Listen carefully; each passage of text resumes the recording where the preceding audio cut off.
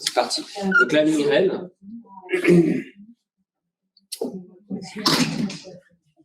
Sans transition. Voilà. Avec la présence de donc, la Voix des migraineux, l'Association française des patients.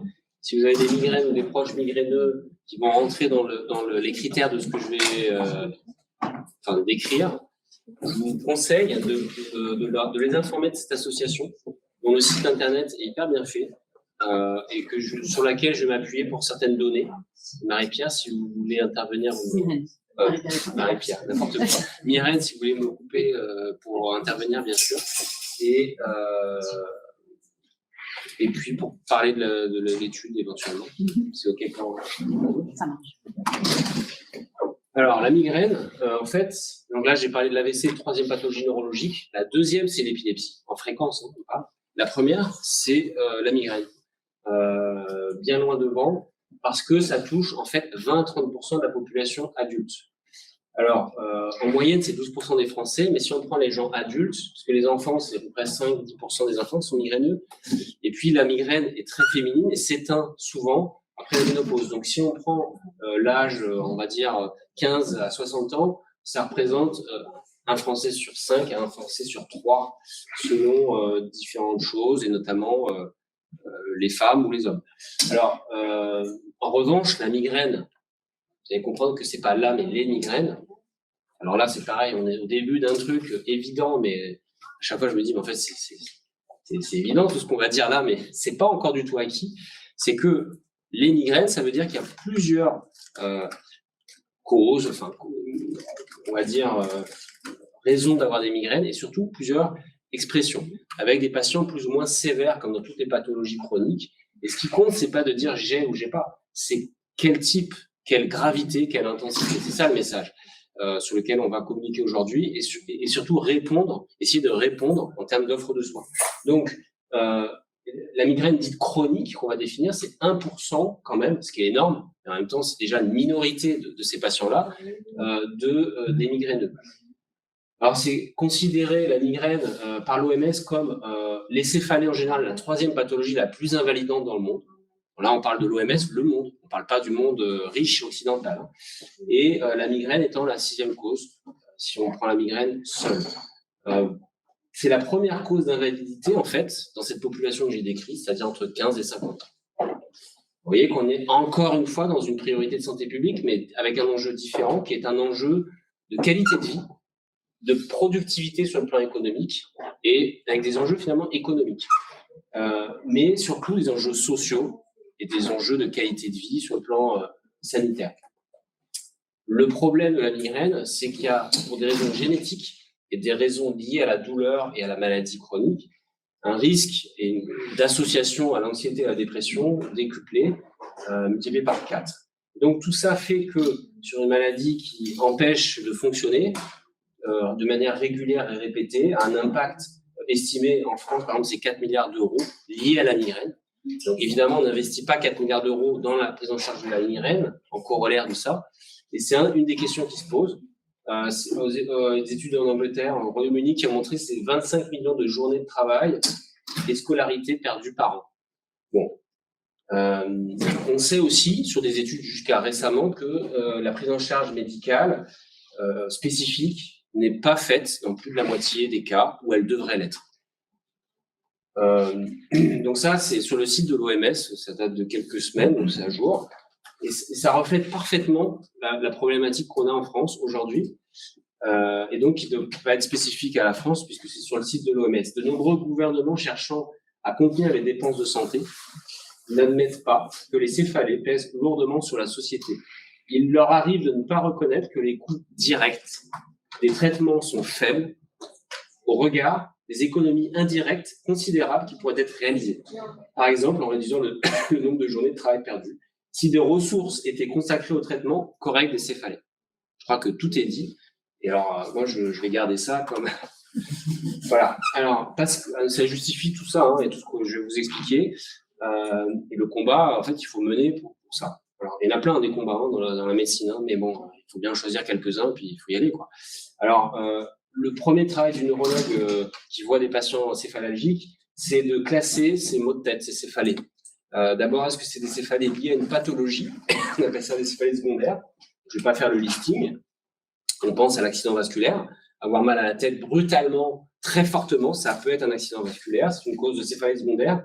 Puis il y a les céphalées dites primaires qui sont pas liées à une cause visible organique, mais une maladie qui est portée par un terrain génétique et des facteurs environnementaux. Donc, c'est ce qu'on appelle les céphalées primaires.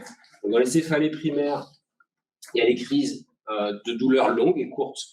Celle qui est connue dans les courtes, c'est la névralgie du trijumeau, qui donne des douleurs extrêmement courtes, en salve au visage, qu'on soigne aujourd'hui beaucoup mieux et voire très bien. Il y a aussi l'algie vasculaire de la face, qui est assez rare, mais qu'on soigne très bien. Et puis, d'autres types de céphalées encore plus rares. Et puis, dans la céphalée primaire, il y a les deux gros mastodontes, c'est la céphalée de tension.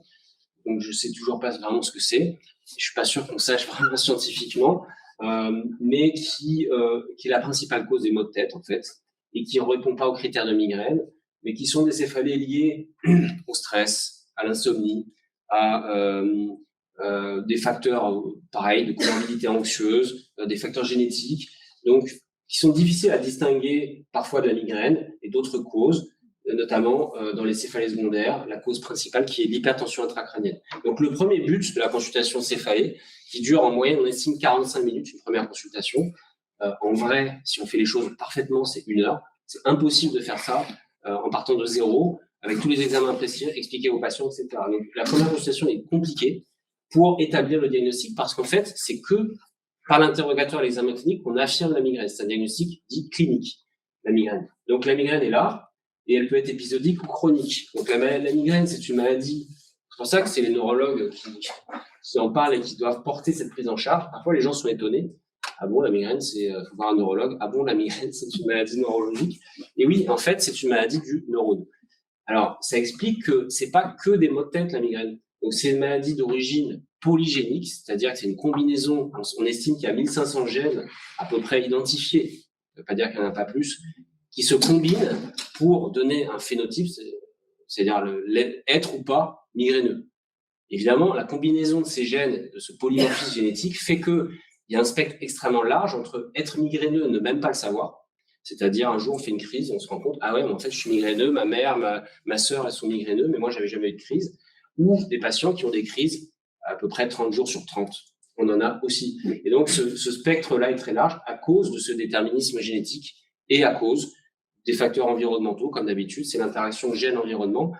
Et l'environnement, ça va être le stress, l'insomnie, la profession, le travail de nuit, les habitudes alimentaires, l'exposition à des toxiques, etc., sur lequel on peut agir, théoriquement. Et puis, donc, ça se traduit par quoi, le neurone migraineux? Par une hyperexcitabilité neuronale, qui est en fait une canalopathie. Dans 99% des cas, c'est une canalopathie. C'est là que ça ressemble beaucoup à l'épilepsie. C'est-à-dire que d'une minute à l'autre, il se passe un truc, le neurone se met dans une conformation différente, à un endroit du cerveau, ça se propage, et ça va donner une crise de migraine avec des signes stéréotypés qui sont un peu toujours les mêmes. La conséquence principale de cette activation des neurones, qui est en fait profonde dans les noyaux hypothalamiques, et là ça rejoint les pathologies du mouvement anormaux qui ont été discutées aujourd'hui, et les pathologies du sommeil, et ce qui explique aussi qu'il y a un lien avec le rythme jour-nuit, etc. Donc ce promoteur, on ne sait pas exactement pourquoi, mais c'est là que ça se déclenche, en profondeur dans le cerveau, va activer des zones surtout postérieures du cerveau et qui vont donner les symptômes neurologiques de la migraine. Alors les symptômes neurologiques de la migraine, c'est ce qu'on appelle l'aura, et en fait c'est à peu près 20 à 30% des migraineux qui ont ça. Quand on parle d'aura migraineuse, c'est avoir des symptômes neurologiques qui ressemblent, qui font peur d'avoir un accident vasculaire et qui n'en sont pas. Comment on sait qu'ils n'en sont pas? D'abord parce qu'ils se répètent, et que c'est la répétition des crises qui définit la migraine, et aussi parce qu'ils sont progressifs, et ils se déplacent, et ils sont multiples. Et donc les signes, ils sont essentiellement visuels, parce que ça commence derrière, et puis parfois sensitifs, c'est-à-dire des fourmillements. Alors visuel, c'est des taches colorées, lumineuses. Je sais plus où j'ai mis les auras, un autre endroit, je vous montrerai. On voit une vision kaléidoscopique, une tache phosphorescente, luminescente qui se déplace et qui va laisser place après aux maux de tête. Ça peut être des signes de la sensibilité qui suivent les signes visuels typiquement parce qu'il y a une vague, qu'on appelle la dépression corticale propagée, qui va commencer dans le lobe visuel et qui va aller en avant dans la région pariétale, où il y a la sensibilité, puis la région motrice, ou du langage en bas, ou motrice, qui peut donner trouble du langage, aphasie ou paralysie. Donc ça, c'est les signes neurologiques qui sont minoritaires. La plupart des migraines ne l'ont pas, et ceux qui en ont, la plupart des crises ne l'ont pas. Et en même temps, en parallèle de ça, ça active ce qu'on appelle le système trigéminé vasculaire, c'est-à-dire que les terminaisons nerveuses de ce nerf trijumeau de la face, qui est en lien avec les autres nerfs qui innervent en fait, tout le tissu du crânien, hein, c'est-à-dire la peau, les os, les méninges. Et donc, ce système postérieur, c'est les nerfs occipitaux qui émergent des racines cervicales. Tout ça va être activé au niveau central. Donc, il va y avoir une activation des vaisseaux dans les terminaisons nerveuses et des phénomènes vasculaires. On appelle ça le trigémino vasculaire. Ça explique plein de choses dans la migraine et ça explique une grande partie des traitements qui sont efficaces. C'est ça qu'on est obligé d'en parler. Donc, c'est quoi la migraine? C'est une douleur du crâne, souvent antérieure, donc frontale autour de l'œil, récurrente. La définition de la migraine, c'est une maladie chronique récurrente, plusieurs crises. Donc, il faut au moins 5 crises, 2 crises avec aura pour définir la migraine. C'est des crises longues, des douleurs qui durent 4 à 72 heures, typiquement, unilatérales le plus souvent, mais pas que. Ça peut changer de côté, ça peut être les deux côtés. La douleur est souvent pulsatile, on sent que ça monte, ça descend, mais pas toujours. On sait que cette pulsatilité, c'est pas le sang, on sait que c'est pas le même que le rythme cardiaque. Donc, ne pensez pas que c'est le cœur qu'on sent dans la douleur, c'est autre chose. En tout cas, c'est une caractéristique de la migraine. Et puis, s'associent d'autres symptômes qui sont assez gênants et qui définissent aussi la migraine. Les symptômes les plus gênants, à part la douleur, c'est les nausées, qui peuvent aller jusqu'au vomissement, si on a très mal à la tête, la gêne par la lumière, donc la photophobie, la gêne par le bruit, la phonophobie, et puis éventuellement la gêne des odeurs, l'hypersensibilité en fait au bruit, à la lumière et aux odeurs, donc l'odeur, l'osmophobie. Du coup, il y a d'autres symptômes qui peuvent s'y associer, et vous voyez que déjà la migraine, c'est plus que des maux de tête, ça devient beaucoup plus large, parce que c'est une maladie neurologique, on l'a dit, du neurone, et donc on peut avoir des vertiges, des sensations d'instabilité, ou des vraies instabilités posturales transitoires, des fourmillements, on en a parlé, des pertes de sensibilité, des troubles visuels, on en a parlé, des vomissements, on en a parlé, l'hyperesthésie du cuir chevelu, voilà, essentiellement. Donc la crise de migraine, typiquement, il y a une phase de prodrome où on peut sentir, les migraineux le disent très bien, qu'ils vont avoir une crise. Et malheureusement, ça peut s'arrêter là. Et puis des fois, ça va vers soit les signes inauguraux qui sont l'aura, soit on n'a pas des signes neurologiques de l'aura et on a directement les maux de tête précoces. Et puis ça augmente pendant plusieurs heures. Et puis on a cet état post-migraine, post-drome. Après que la douleur soit partie, on peut être dans un état un peu second, avec des troubles, comme on l'a là, de la concentration, l'hypersomnolence, des difficultés d'attention. Et en fait, on est super inefficace et super mal, très irritable. Et on a envie de se mettre dans le lit et de rien faire. Et ça, c'est la crise de migraine. Et ça dure quand même 24 à 72 heures, voire plus. Donc, quels sont les déclencheurs de ces crises chez le patient qui a une prédisposition à la migraine? Il y en a plein, mais les principaux, ce qu'il faut comprendre, c'est exactement comme dans l'épilepsie, c'est que, et qui rend le migraineux ou la migraineuse quelqu'un d'assez sensible et méticuleux dans sa vie finalement, parce que tous les changements brutaux ou inopinés vont potentiellement provoquer des crises quand on est très susceptible.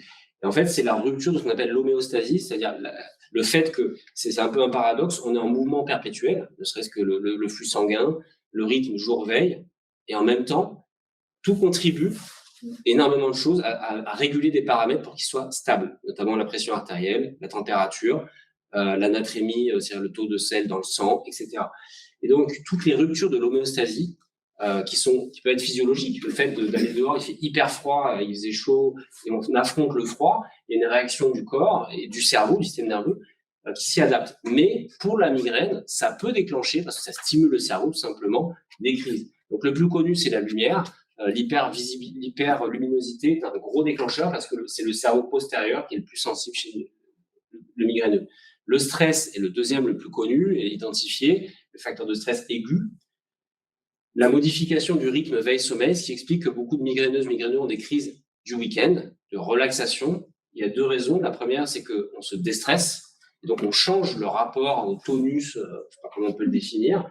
Et le deuxième, c'est qu'on change, ça c'est très bien décrit, je ne suis pas spécialiste de ça, mais du rythme de sommeil et de la durée de sommeil. Et on sait dans la migraine que si on dort pas assez, on retranche trop d'heures de sommeil à son sommeil habituel régulier, on peut déclencher des crises ou aggraver la migraine. Et l'excès de sommeil, de durée de sommeil également. Et donc le week-end, on dort en général pour rattraper la semaine un peu plus. Et cet excès de sommeil, autrement dit la grasse mat, est probablement un des facteurs qui peut provoquer des migraines. Bon. Alors l'idée derrière, l'action, c'est d'essayer d'avoir un rythme le plus régulier possible.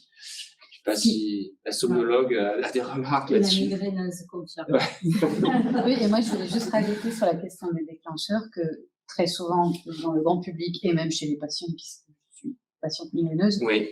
Longtemps on peut croire que le déclencheur est la cause de la migraine, ce qui n'est absolument pas le cas. La cause, c'est la maladie neurologique. Exactement. Et le déclencheur, va un coup déclencher une crise ou pas, mais c'est vrai qu'en plus, très souvent, il y a des préjugés sur la migraine qui sont tu pourrais faire attention à ça, ça, ça. En fait, la migraine, c'est toi qui la crée, ce qui n'est pas le cas. C'est parce qu'on a une hypersensibilité neuronale qu'on a des migraines. Tout à fait. C'est pas parce qu'on est. Alors, vous voyez que ça va aussi driver très vite l'éducation thérapeutique. Là, en fait, on met ce terme derrière tout. Enfin, on n'a pas attendu 2022 ou 2020 ou 2015 pour faire de l'éducation thérapeutique. C'est s'approprier la connaissance de sa pathologie avec les connaissances minimales nécessaires pour pouvoir réguler et agir dessus. C'est juste ça. Mais vous voyez que là, il y a déjà des enjeux. Expliquer ça en consultation à tous les patients. Donc là, on prend du temps, j'ai des diapos, j'ai que ça à faire. Mais en fait, il y a tout cet enjeu-là. Et effectivement, on voit des patients qui, pendant des années, sont en errance. Déjà, on commence par la base, ils ne comprennent pas ce qui leur arrive et ils n'ont pas compris comment agir dessus. Évidemment, ça va être lié après au traitement. Parce que si on ne comprend pas bien tout ça, on ne va pas non plus adhérer à la manière de traiter la crise ou le traitement de fond. Donc j'avance, il y aura des questions peut-être après. Alors dans les déclencheurs, on en a parlé, il y a certains médicaments. Alors les aliments, on ne sait pas trop. Ce qui est à peu près démontré, moi j'ai retenu ça, peut-être que c'est pas à jour, c'est les sulfites du vin et de l'alcool en général. La grosse consommation d'alcool, c'est inducteur de crise. Les sulfites, c'est démontré, donc il y en a beaucoup dans le vin avec sulfite. Donc je conseille le vin biodynamique, il y a 0 sulfite, le vin bio ou le vin sans sulfite aux patients. La caféine est un très bon antimigraineux à dose modérée. Donc il y a des patients qui répondent très bien au café, au coca, mais il faut éviter, ou à la caféine en comprimé, combiné à des traitements anti-inflammatoires ou paracétamol. Et donc ça marche bien, c'est un antimigraineux, mais si on en prend énormément, probablement ça favorise la migraine et ça décompense. Et si on en prend souvent et qu'on arrête d'un coup un sevrage, c'est aussi inducteur. Donc il y a le rapport à la caféine qui peut aussi se discuter. Le reste, on ne sait pas, l'aliment, le truc, le régime riche, tel aliment, etc. C'est très personnel, c'est pas démontré. Les médicaments, la stimulation sensorielle, on l'a dit, surtout les stimuli sensoriels, notamment la lumière. Alors, donc ça nous amène à la migraine, aux migraines, et la plupart des patients, heureusement, ont une migraine épisodique. En fait, 15% des migraineux, c'est à moins de 15 jours par mois de céphalée. On a de la marge. Dedans, on distingue déjà les migraines à haute fréquence, plus de 4 par mois, ou les migraines à faible fréquence épisodique sévères. Je ne l'ai pas mis là, on va voir après ce que je fais avec la migraine sévère. Et puis, il y a la migraine chronique. Donc, la migraine chronique, estimée à 1% des migraineux, de la population, c'est plus que ça, c'est 15 jours de maux de tête par mois, au moins, dont, dans les 15 jours, au moins 8 sont typiquement des crises de migraine.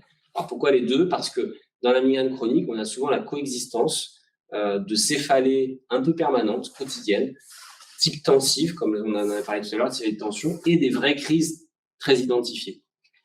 Et ça peut aboutir ou s'associer à ce qu'on appelle la céphalée chronique quotidienne, soit d'origine migraineuse, soit pas. Et en l'occurrence, d'origine migraineuse, c'est-à-dire plus de 15 jours par mois de céphalée. Et puis, on peut y affubler en fonction de rapport aux médicaments ou pas, la surconsommation d'antalgiques définie en général par un seuil de 10 à 15 médicaments par mois, en fonction du type des médicaments. En gros, les noms spécifiques, c'est-à-dire paracétamol, anti-inflammatoire, c'est 12-15 par mois, définit la surconsommation. Et tous les médicaments spécifiques, les triptans et les niveaux 2, c'est 8 à 10. Alors maintenant, on a des nouvelles définitions, et ça c'est assez récent. C'est d'ailleurs assez bizarre finalement quand on y réfléchit. Mais enfin, ce qui est long, c'est de faire des définitions consensuelles. Donc là, on a la chance d'avoir des recommandations européennes et françaises hyper bien faites, assez congruentes, complémentaires, avec une vague de nouveaux traitements qui vont avec. Donc ça nous permet de classer les patients et théoriquement de leur proposer des traitements adaptés. Donc il y a la migraine sévère. En fait, c'est toujours la migraine, c'est au moins 3 mois, hein, on fait quelque chose. Donc ça veut dire au moins 8 jours par mois de maux de tête migraineux, ou alors moins, mais on a des critères de sévérité, on fait passer des échelles, et en fait, des échelles de gravité. Bon, ça, c'est 80% des patients que je vois qui ont ce critère-là. Et puis le deuxième, c'est l'impact sur la vie quotidienne, c'est-à-dire si une crise ou 2 par mois stoppe sa capacité d'agir, c'est-à-dire de travailler, de faire ce qu'on devait faire complètement, à plus de la moitié des cas, quasiment tout le temps, ça devient une migraine sévère, même si elle est plus rare. Donc ça nous permet de définir la migraine sévère. Après, il y a les migraines résistantes au traitement ou réfractaires, qui sont une escalade dans la prise en charge. Alors, le problématique de la migraine chronique, et c'est là qu'on justifie aussi une prise en charge spécialisée, spécifique, précoce. Donc, une fois de plus, conflit d'intérêt, je vends la spécificité neurologique et de la prise en charge spécialisée de la migraine, parce que le problématique de la migraine épisodique, notamment sévère, c'est d'évoluer éventuellement vers de la migraine chronique. Et quand il est trop tard, il est trop tard. Il est jamais trop tard. Mais c'est mieux de prendre avant. Et on voit des patients qui sont pris en charge très tardivement et qui ont eu une prise en charge inadaptée. Or, le fait de prendre des traitements de crise inadaptés ou insuffisants, ou des traitements de fond inadaptés ou insuffisants, ça fait partie des paramètres identifiés comme d'évolution vers une migraine chronique. Donc ça veut dire qu'il faut faire mieux en amont. C'est une première piste. On a parlé de la caféine, les pathologies du sommeil, c'est majeur. Et donc, je suis très content de travailler dans un centre où on peut s'appuyer sur ça, parce que c'est pareil, c'est pas assez étudié, mais c'est complètement indissociable, la qualité de sommeil et la résistance à la migraine quand on a une génétique migraineuse. Les facteurs posturaux, cervicaux, etc. Donc là, ça va mettre en jeu éventuellement la kinésithérapie, tout ce qui est thérapie physique, parce que quand on a des problèmes cervicales ou de névralgie cervicale, ça active énormément la migraine, mais c'est aussi l'articulation temporo-maxillaire, l'hypertonie des muscles masséters, les problèmes dentaires, d'occlusion bucco-dentaire. Donc, ça concerne le maxillofacial, le dentiste, les yeux.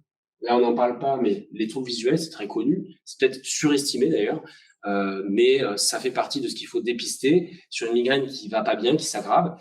Des troubles visuels qui sont c'est-à-dire une dysmétropie, c'est-à-dire un patient qui est myope, astigmate, pas corrigé ou pas bien, ou une dysphorie, c'est les yeux qui sont plus parallèles, pas tout à fait comme chez l'enfant qu'on corrige, mais en fait, on le traîne toute sa vie et ça peut plus ou moins s'aggraver en fonction de sa fatigue, de ce qu'on fait comme métier, de l'âge. Et donc, parfois, ça peut décompenser sur ce terrain migraineux. Ça va être l'épine irritatif qui va décompenser et faire évoluer vers la migraine chronique.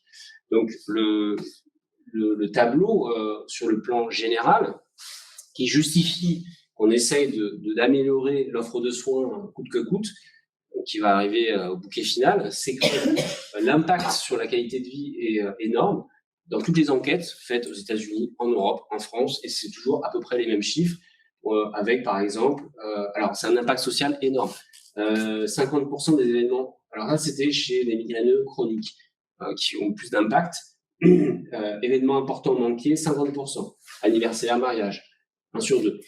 Effet sur la vie sexuelle, 50% des patients.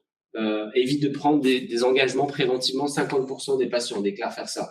Sentiment de culpabilité, impact sur la vie de famille, on est proche de 50%. Le fardeau, il est aussi sur l'association des pathologies qui vont arriver avec. Et vous voyez, par exemple, donc, bon, alors là, il ne faut pas s'inquiéter si vous êtes migraineux. C'est un facteur de risque vasculaire, l'AVC, mais très faible sur une population jeune, féminine souvent, mais qui est extrêmement faible sur le plan du risque absolu. Le risque relatif est démontré et important, de l'ordre de 2 à 3, le ratio. Si on est migraineuse à 30 ans, on a 3 fois plus de risque de faire un AVC que non migraineuse, mais sur un risque extrêmement faible.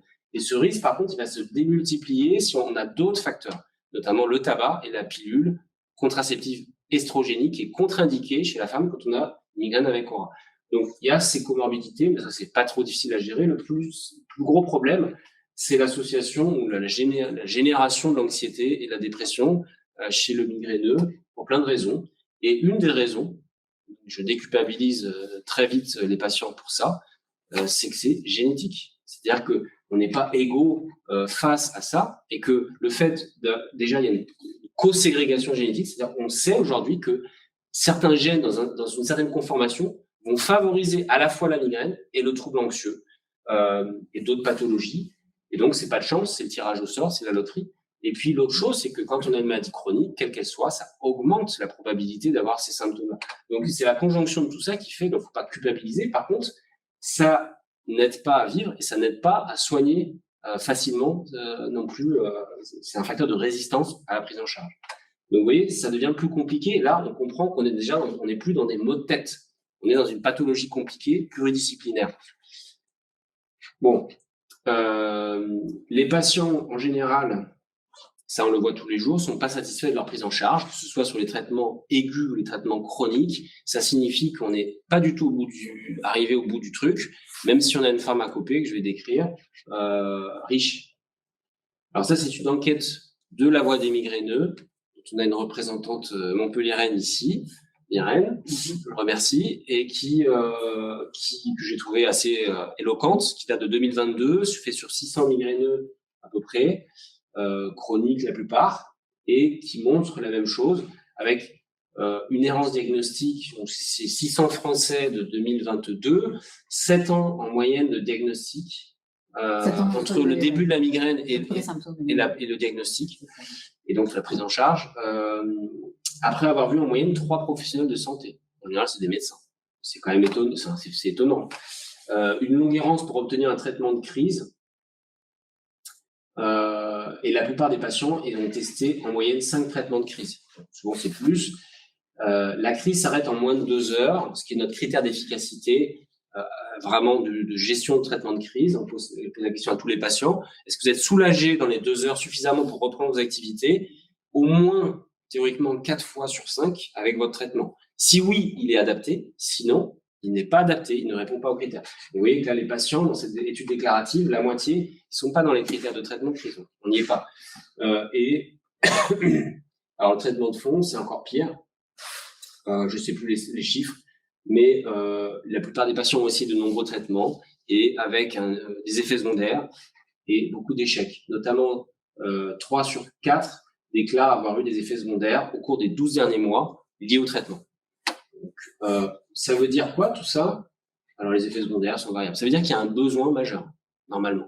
Quand on a cette cartographie, qu'on est santé publicien à la DGOS, je sais pas, au ministère de la Santé, on se dit ah ouais, là il y a un truc à faire, ça peut être sympa.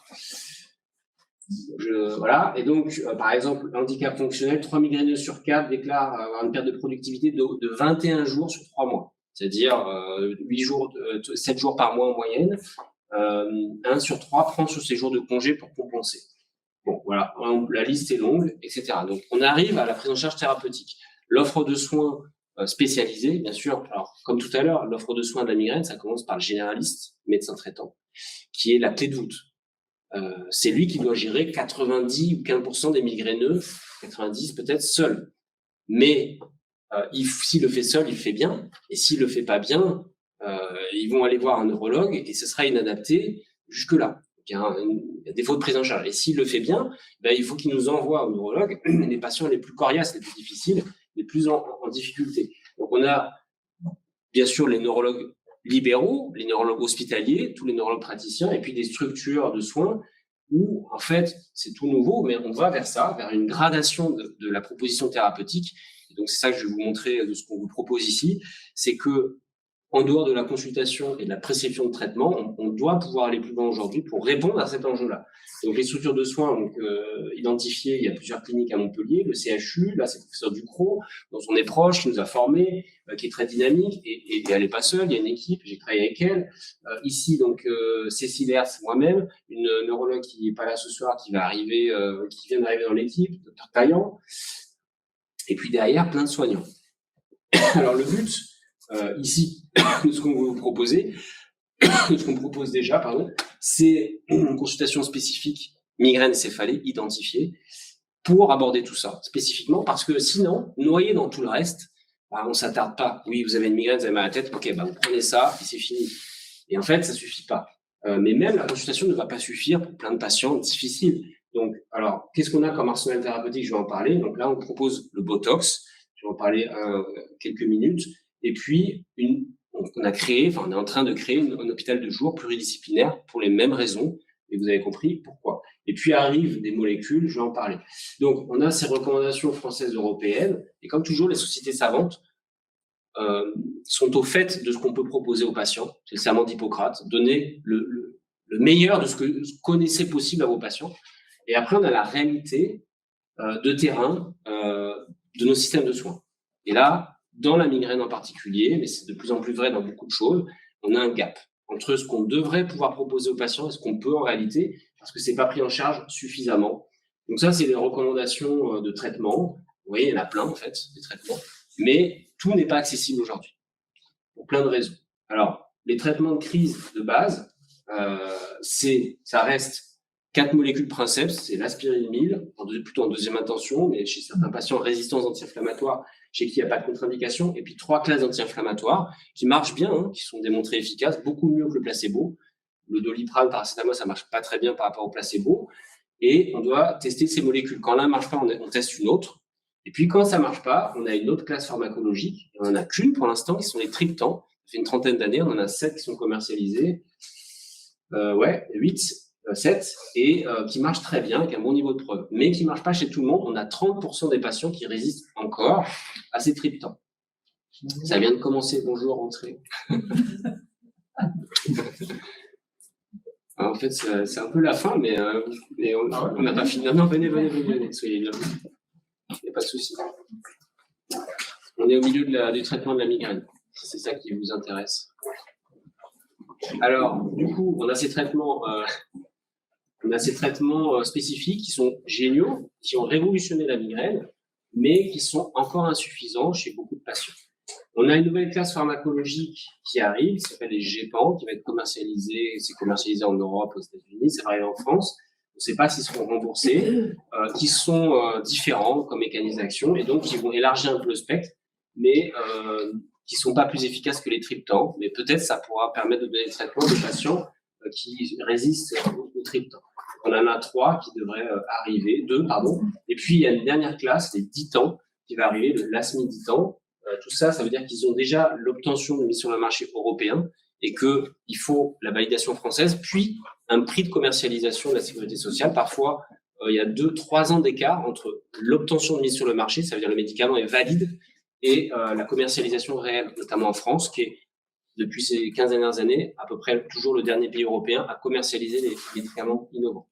Et de plus en plus souvent, désolé, c'est comme ça, c'est factuel, et de plus en plus souvent non remboursé, ce qui est le gros problème qu'on a là. Donc, en première intention dans la migraine épisodique, on a en vert, la recommandation française, tout ça, en vert, ce qui est très recommandé parce que ça a été bien étudié et ça marche plutôt bien. Qu'est-ce qu'on fait? On essaie un traitement pendant 3 mois et on évalue au bout de 3 mois en consultation, 3-4 mois. Si ça marche pas. Ça marche pas, on change de traitement et passe à la trappe. Donc, vous voyez qu'on a plusieurs molécules, les bêta-bloquants, le candesartan, qui est un antihypertenseur, qui est très bien toléré, le topiramate, qui pose beaucoup de problèmes de tolérance et d'effets secondaires graves et potentiels chez la femme jeune, du risque d'hytératogène.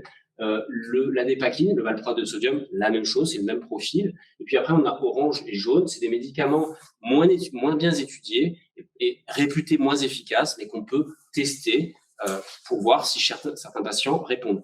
Le principe dans la migraine, comme ça, le traitement de fond, c'est qu'on le donne quand on en a besoin. On en a besoin quand on fait des migraines tous les mois, plusieurs fois par mois, ou une migraine sévère, épisodique, à rare, mais très invalidante, c'est possible de recommander ces traitements de fond. Et on essaye, et puis si ça ne marche pas, on essaye un autre. Pourquoi? Parce qu'aujourd'hui, on n'a pas de critères prédictifs chez chaque patient. On ne peut pas personnaliser, c'est ce qui nous manque, de dire tel traitement chez lui va marcher. Alors, on peut dire celui-là va être mal toléré, ça on peut à peu près un peu le dire, mais pas toujours. Mais marcher, on ne sait pas. Donc, on teste chez chaque patient 1, puis 2, puis 3, puis 4 traitements, ainsi de suite, parce que l'échec d'un traitement n'est pas prédictif de l'échec d'un autre. Il faut essayer. Donc ça, c'est ce qu'on fait depuis des années. chez beaucoup de patients, mais vous imaginez que tous ceux qui sont dans l'enquête là, ils ont déjà eu tout ça depuis longtemps, donc vous voyez qu'on n'y est pas. Et il y a le problème, alors, après échec de moins 2 traitements, on a la deuxième ligne thérapeutique. Je parle de la migraine épisodique, là, toujours, c'est-à-dire la migraine qui n'est pas chronique, qui survient plusieurs fois par an, en général plusieurs fois par mois, mais pas à une fréquence trop élevée. Donc, dans cette migraine épisodique, on peut donner 4 molécules qui sont commercialisées en France entre 2021 et 2023 pour la dernière, les Tinezumab, et c'est là donc janvier de cette année, et qui ne sont pas remboursées. L'argument, c'est que elles sont bien, elles sont efficaces, elles sont tolérées, elles sont safe, mais qu'elles n'améliorent pas suffisamment par rapport à ce qui existe le service rendu. C'est l'argument des autorités publiques. On peut démontrer en 2 secondes que c'est pas le cas, mais bon, c'est un débat. Donc, ces traitements, aujourd'hui n'étant pas remboursés, sont très peu accessibles en France et très peu de patients peuvent les avoir. Dans la migraine chronique, qui est encore un cran dessus et un enjeu de santé publique supérieur, vous voyez qu'en vert, on a une seule molécule et qui aujourd'hui devrait être en rouge depuis les recommandations, parce que depuis, on a une alerte sanitaire sur ce traitement, on sait qu'il est tératogène et que pour les patientes femmes qui veulent avoir un enfant ou qui peuvent en avoir, donc entre 15 et 55 ans ou 50 ans, eh ben, on ne doit plus le donner en première intention parce qu'il a un risque trop élevé de malformation. Donc, on est coincé, en fait, on n'a quasiment rien. Donc là, arrivent en vert ces molécules, donc la toxine botulique, et donc on la propose à la clinique Beau Soleil, on peut le faire aussi au CHU, il n'y a pas beaucoup d'endroits où on peut le faire actuellement. Et puis arrivent nos 4 molécules anti-CGRP, donc qui sont des anticorps monoclonaux. Vous avez déjà entendu parler dans d'autres pathologies. Il y en a dans pratiquement maintenant toute la médecine. Ça a révolutionné l'immunothérapie dans les maladies inflammatoires, les connectivites, la polyarthrite, la sclérose en plaques, le lupus, les cancers. Et on a nos anticorps monoclonaux dans la migraine qui marchent très bien, mais qui ne sont pas remboursés. Et ça coûte cher. Ça coûte 250 € par mois à peu près. Donc, aujourd'hui, les mutuelles ne remboursent pas, ni la sécurité sociale. Donc, très peu de patients en France, et je répète en France parce qu'en Europe, c'est pas le cas. On est le seul pays à avoir ce statut.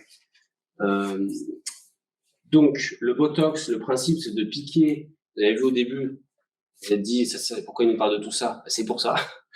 Pourquoi j'ai parlé du système trigéminovasculaire avec l'activation périphérique des nerfs de la douleur dans le derme, dans l'os et dans les méninges, parce qu'en fait, on va aller piquer tous ces points relais de la douleur pour essayer d'atténuer et d'anesthésier partiellement la douleur avec de la toxine botulique. Et il y a eu des essais qui ont montré que c'était plus efficace que d'injecter des produits factices, du sérum salé.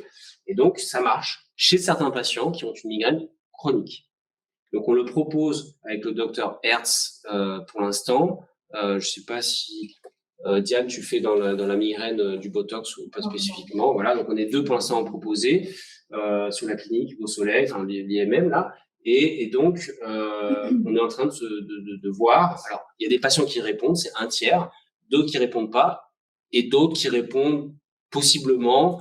On fait 2 injections espacées de 3 mois, donc c'est 6 mois au total d'évaluation. Et après, on voit si on prolonge le traitement. Les fameux anticorps anti-CGRP, donc je vous en ai parlé, ont été étudiés. Alors, c'est pas des résultats incroyables, on n'est pas au bout du chemin. Mais déjà, si on pouvait faire proposer ces traitements à nos patients et les tester, alors c'est la même chose, en fait, ces statistiques moyennes, mais en placebo, c'est-à-dire que dans toutes les études en médecine et dans la migraine en particulier, la migraine, il y a un effet placebo qui est de l'ordre de 30% dans toutes les études. C'est-à-dire qu'on améliore les patients sur 3 mois ou 6 mois en faisant juste croire qu'on prend un médicament, et ça marche. Et c'est aussi parce que la maladie est sensible à je me prends en charge, je suis aidé, et puis qu'il y a une variabilité dans le temps. Et donc, pour montrer un effet significatif des traitements, il faut dépasser d'au moins 10-20% cet effet placebo, ce qui est le cas de ces traitements. Et ça cache, en fait, c'est une moyenne qui cache le fait que derrière, il y a des ultra-répondeurs, des bons répondeurs et des non-répondeurs. Donc, la moyenne, c'est que, en fait, il y a des patients qui répondent extrêmement bien et qui vont passer de 10, 20, 30 migraines par mois à 0, 2, 3. Il y en a dans les études et dans la vie. Donc ça, c'est un grand espoir pour ces patients-là, donc il faut le tester. Et puis, il y a des gens chez qui ça va pas marcher. Alors, l'objectif l'une, c'était ça. C'était donc de créer, pour ces raisons-là, un hôpital de jour, pluridisciplinaire, associé, une fois de plus, adossé à l'éducation thérapeutique, pour les raisons qu'on a vues, ça paraît évident, et certaines molécules onéreuses, un hôpital de jour centré sur les patients migraineux chroniques. Donc, on l'a appelé MC au carré, comme migraine et céphalée chronique. Le but, c'est de faire tout un bilan du diagnostic si besoin, et surtout de retentissement de la maladie et de cause d'aggravation de la maladie migraineuse. Donc, il va voir le neurologue, l'infirmière d'éducation thérapeutique, de pratique avancée, ou pas, la psychologue, qui pourra proposer une évaluation de l'anxiété, voire de la dépression, et des thérapies, notamment notre psychologue pourra proposer de l'hypnose, les kinés qui ont une formation spéciale, spécifique pour les céphalées et les cervicalgies, pour dépister et traiter la composante cervicale associée aggravante, éventuellement l'éducateur en pratique physique adaptée pour les patients qui sont en mobilité diminuée ou en perte d'activité. Alors, j'en ai pas parlé dans les facteurs de vie, mais la sédentarité et le corollaire, le fait de faire une activité physique est démontré comme bénéfique dans la migraine. Donc, certains sports en particulier, certaines activités physiques, notamment le yoga par exemple, mais c'est démontré. Donc, on doit inciter aussi dans la migraine chronique, les patients à avoir une activité physique adaptée, certaines adaptations diététiques, et puis, comme j'ai dit tout à l'heure, une prise en charge éventuellement du sommeil spécifique, de l'insomnie ou de l'apnée du sommeil. Et puis parfois une imagerie, parfois bilan ophtalmologique. Tout ça justifie qu'on fasse une hospitalisation. Donc, on va démarrer dans quelques semaines, j'espère. Je sais pas, avril, mai, c'est la question en ce moment, organisationnelle, plutôt mai, mai-juin. Et pour proposer sur notre structure d'hôpital de jour à Beau Soleil, tout ça. Pardon. Qu'est-ce que je voulais vous dire? Juste, je redescende. J'ai bugué. C'est pas grave. Et donc, ce que je voulais vous dire, c'est aussi ce qu'on va proposer grâce à ça et au financement de l'hospitalisation. C'est un parti pris parce qu'il n'y a pas beaucoup d'endroits où on peut le faire. Donc, vous voyez, j'avais voilà, l'équipe.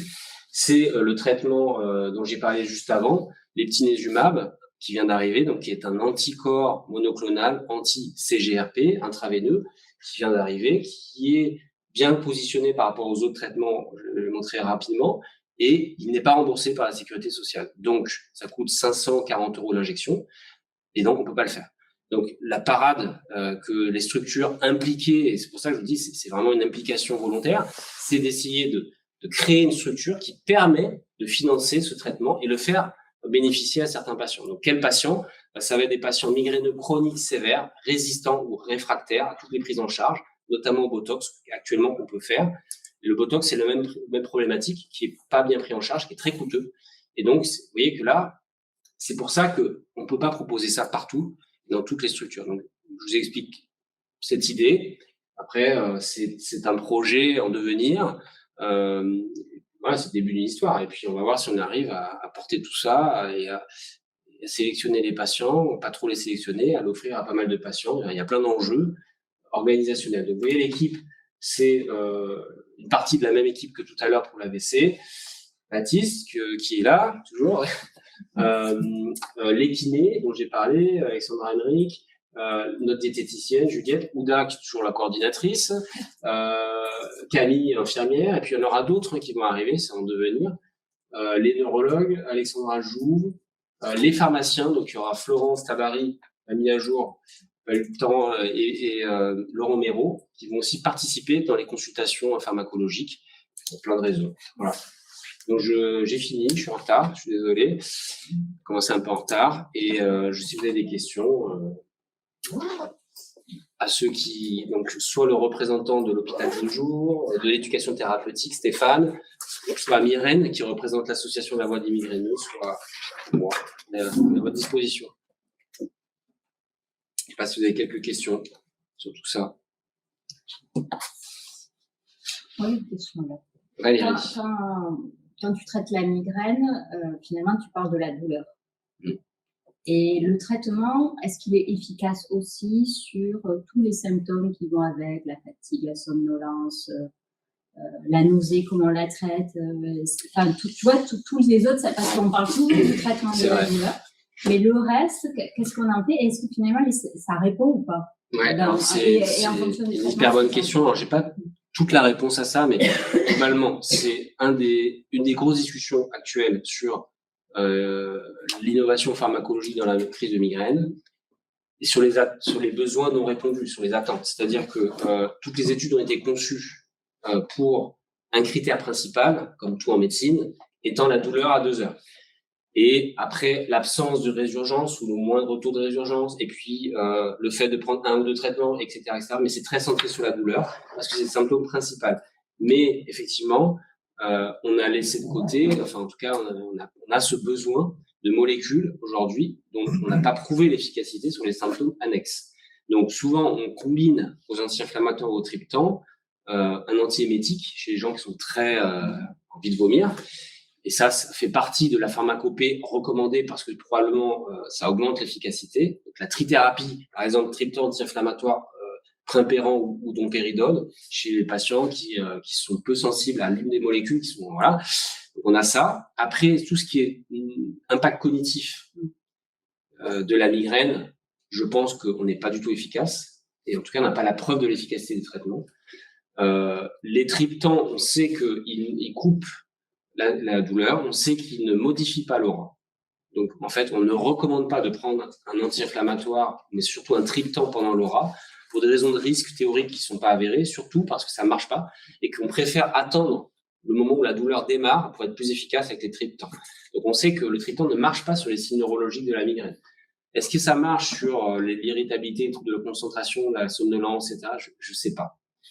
C'est pas démontré. Peut-être que... alors, faut demander aux migraineux, quand on coupe la crise complètement, est-ce que c'est on-off et que tout c'est pro? Moi, je suis pas migraineux. Ma maman l'est, elle est là. Ouais, c'était on-off avec du Zolmitriptan. Tu vois, quand on est dans la migraine chronique réfractaire, effectivement, enfin, moi, le on-off, il marche plus, par exemple.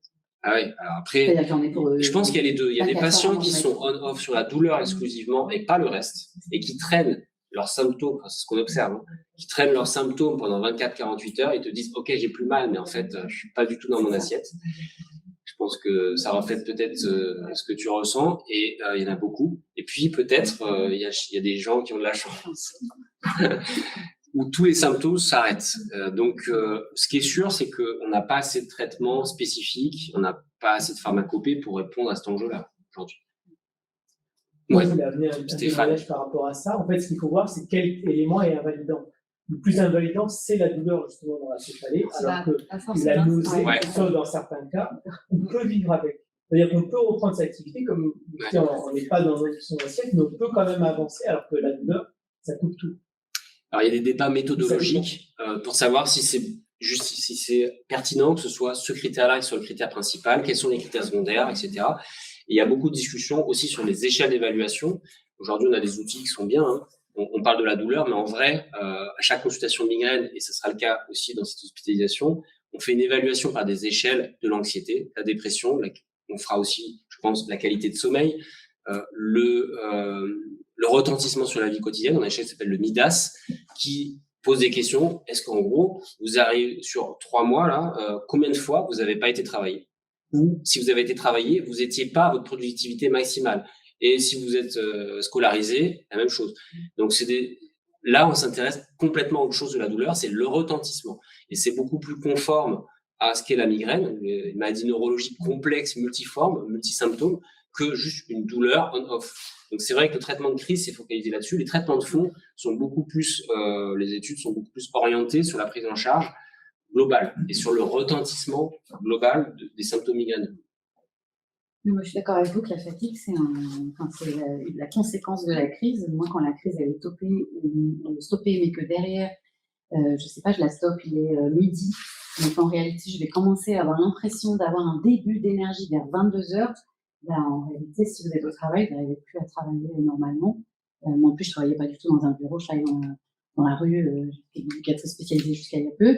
Et on est très, très diminué, on a du mal à accompagner les gens, voilà. Et par contre, moi, c'est une question que je posais justement sur votre future structure, qui est en cours, très avancée. s'il y avait justement un service social, parce que moi, je sais que c'est quelque chose où j'ai beaucoup ramé, voilà, parce que j'ai fait valoir une invalidité maintenant. Ouais, c'est une vraie question. Enfin, voilà, il y a des thérapeutiques, etc. Ouais, ça m'inspire plein de réponses. La première chose, c'est que c'est pas une maladie. En fait, j'ai fait là une interview dans la semaine pour un labo qui me dit si vous aviez une baguette magique là, qu'est-ce que vous changeriez dans la migraine? Et il disait la première chose à faire là aujourd'hui pour nos patients en France, ce serait de rembourser pour les patients les plus sévères les traitements nouveaux qui permettent de proposer autre chose et chez qui il y aura des patients que ça va sauver, pas tous. Et on peut quand même faire confiance à des médecins spécialistes en particulier ou formés à ça, on va dire, algologues, neurologues ou généralistes avec une valence sur la migraine, de dire qui sont répondeurs par répondeur. Et donc, on pourrait dire, pour commencer, que 10 000 ou 20 000 ou 30 000 patients en France pourraient bénéficier de ces traitements. La première chose. Mais ça veut dire quoi aussi derrière? Ça veut dire que ces migraines très sévères, chroniques, réfractaires, devraient être des maladies prises en charge en ALD.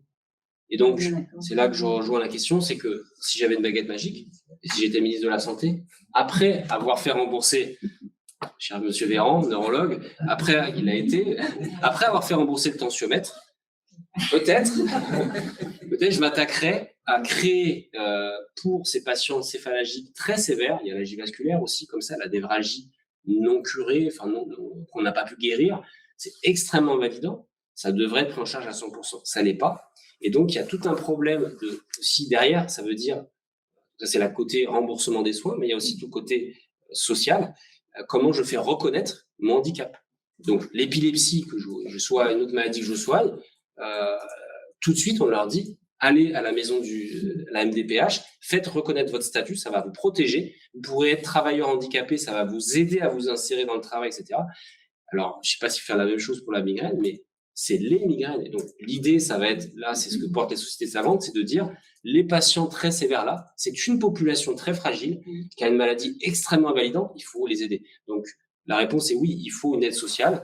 Elle n'est pas identifiée aujourd'hui dans la structure. Et donc, ça me donne l'idée, je vais le rajouter. Alors, on aura besoin de patients experts. On a Stéphane qui est là, qui représente. Donc, j'en ai parlé à Marie-Pierre pour l'AVC. Je vous invite aussi Myrène et vos collègues de la Voix des migraineux à nous aider à structurer l'éducation thérapeutique, l'HDJ. Et donc, on a une assistante sociale qui peut intervenir. Il faut qu'on l'intègre dans le parcours de soins. Mais je pense que ça aurait un poids impressionnant. C'est une maladie qui est toujours pas reconnue, qui est extrêmement dénigrée, stigmatisée. Enfin, vraiment, elle est banalisée, alors qu'en réalité, l'impact est énorme sur nos vies. Et je pense que, en plus, tout est un petit peu aléatoire, c'est-à-dire que selon la MDPH, donc selon le département auquel on s'adresse, on va avoir un oui sur une FUTH et un non dans le département d'à côté, alors que les personnes vont présenter à peu près le même profil. Donc ça, voilà, c'est une injustice qui est terrible. Il y a des gens qui font des recours sur recours. Ça, en plus, moi, je suis pas très compétent. C'est un truc qu'il faut travailler, peut-être avec patient expert, notre assistante sociale ou quelqu'un qui s'intéresse à ça, pour peut-être faire après avec les labos qui nous aident financièrement, créer des supports d'information sur le parcours, etc. Et je pense que la Voix des migraineux, vous faites ça. Et si je sais pas si sur votre site il y a ça déjà sur le plan social. Non, pas encore. Mais ça c'est il y a des explications aussi sur la validité, sur la. Ça c'est un truc à travailler. C'est une très bonne idée en tout cas. Ça on le travaille avec la MDPH directement. Ouais. Les commissions. Vous êtes en lien avec eux? Oui, on est en lien et on travaille sur un certain nombre de dossiers parce que par exemple ils ne justifient pas en termes de droit les refus. Or c'est ce qu'elle disait exactement. D'un département à l'autre, des fois. Pour le même type de profil, on a un refus, puis une acceptation, et les réponses données 10 mois après, alors que la loi organique en France l'oblige dans les 2 mois. Donc il y a plein de choses qui J'ai reçu hier ma RQTH, ça fait 10 mois que j'attendais. Voilà. Alors peut-être que notre assistante sociale, ça va être Stéphane, parce qu'il est hyper calé. On a une assistante sociale qui connaît nos patients experts, donc c'est pas le bénévolat qu'on fait. Pour l'instant, c'est pas encore à l'ordre du jour. Au niveau de l'âge au niveau du programme de TP. C'est qui fait ça? C'est une patiente qui est. Je veux bien ses coordonnées, puis qu'on fasse le lien. Donc on fait des ateliers là-dessus. Vous pourrez me donner ses coordonnées, Stéphane? Et du coup, on va créer aussi des ateliers d'éducation. Alors, Stéphane, il peut peut-être représenter pour les gens qui n'étaient pas là ou c'est la même chose ce que tu as dit tout à l'heure, c'est-à-dire qu'on va créer des ateliers spécifiques pour la migraine, et en même temps, il y a déjà plein d'ateliers de la structure qui peuvent être proposés aux patients migraineux. Absolument. Je remets le truc là. Voilà, on a fini.